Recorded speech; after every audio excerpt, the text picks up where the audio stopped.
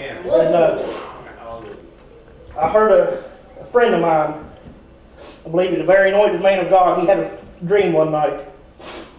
And I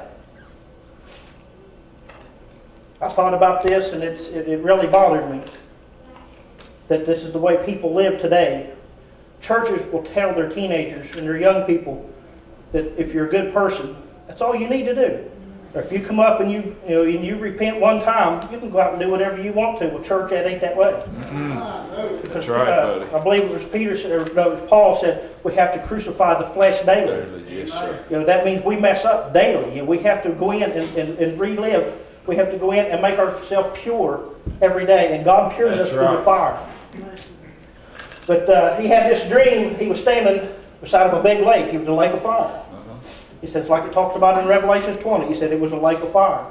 He said you can see people floating out in there from their eyebrows up is all you can see.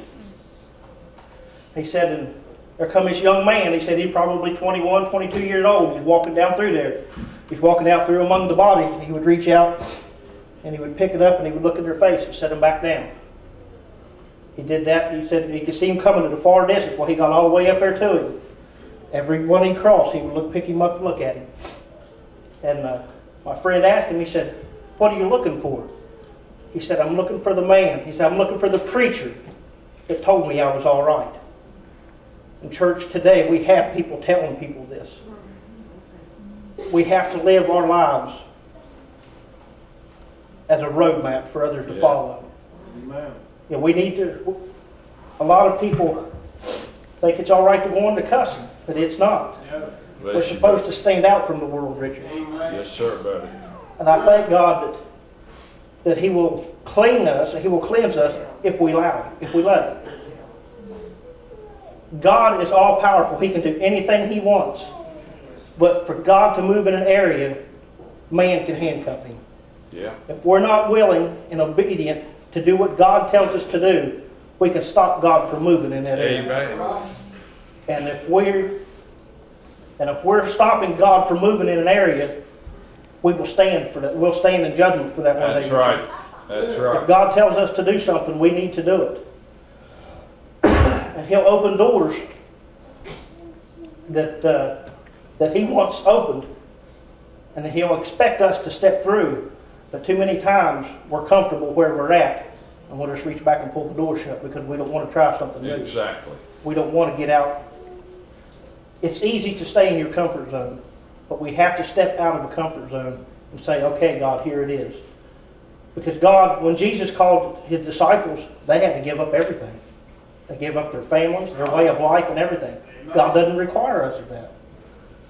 But He requires obedience. Right, Tony. And disobedience was the first sin ever committed by man. Amen. And that's all He wants. He said, I'll give you this. I'll give you paradise. I'll give you heaven. But you have to give me a little bit too. And we'll pray and pray and pray for miracles to happen. But we don't want to give anything in return. Mm-hmm. But God, He's a merciful God. Yes, He is, Tony. He showed us mercy beyond so much mercy and compassion we can't even comprehend. To send His only Son to die That's for right, people buddy. that That's hate exactly Him. right. He knew people would hate Him, but yet He came down and He came from heaven, and He came down and died for us. When He was in the Garden of Gethsemane, He wanted that to pass by Him so bad, Brother Richard. He was on His knees and He was praying. They said the sweat was as great drops of blood. And that olive tree that He prayed at is still alive today. That olive tree, most olive trees are about 25 years and they're done. But that olive tree is still alive today, still growing in the garden, because it's under the blood. We can be under the blood. We can live on. Yep. Life expectancy here on earth is 70 or 80 years. But we don't have to die. We have that promise to live forever. Yeah, just like that tree. If God's blood, if Jesus' blood can preserve that tree for that long, you imagine what He can do to a heart that He is submerged. Jesus had drawn a circle around us through the blood. And no matter what happens, Satan cannot cross that bloodline. Yeah. We can cross it and get away from it, right. But Satan can't cross that bloodline. And I thank you for that. And I believe he's done with me, and I don't believe on standing up here talking if it's not through the will of God. Bless So, you, Brother Tony. Richard, if you want to do the altar call, buddy. Wonderful job, buddy. Wonderful job.